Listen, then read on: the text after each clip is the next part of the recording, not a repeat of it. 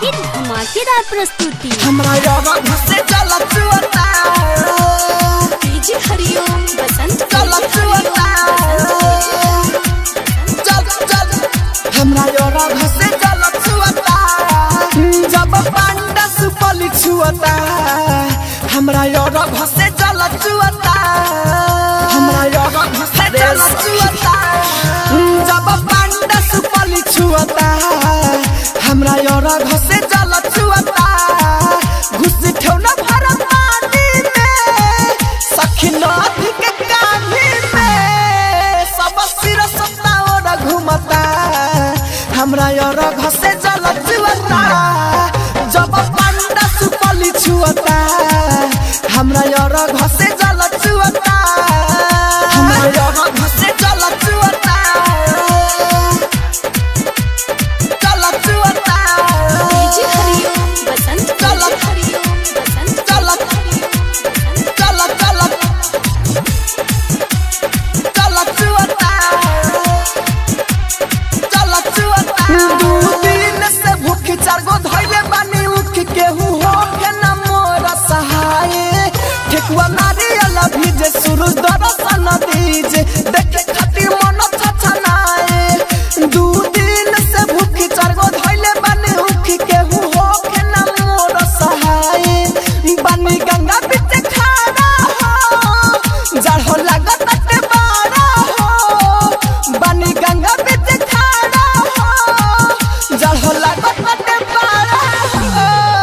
छठी माई मन करे जगुकता हमरा यारा घसे जल चुअता जब पांडा सुपली छुअता हमरा यारा घसे जल चुअता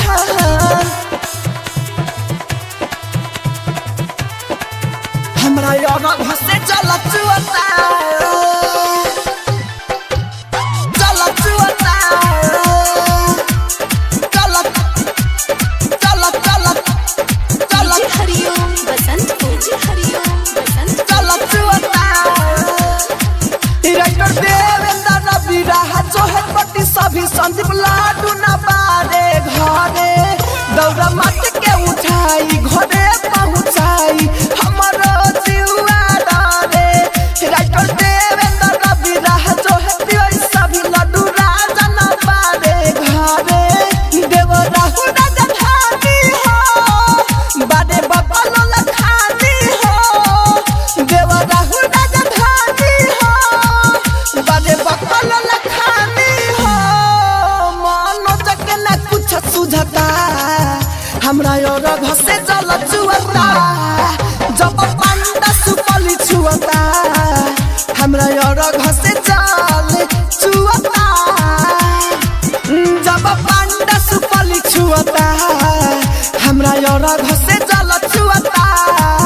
घुस ठेवना भरत पानी में सखी नदी के कान्ही में सब सिर सत्ता और घूमता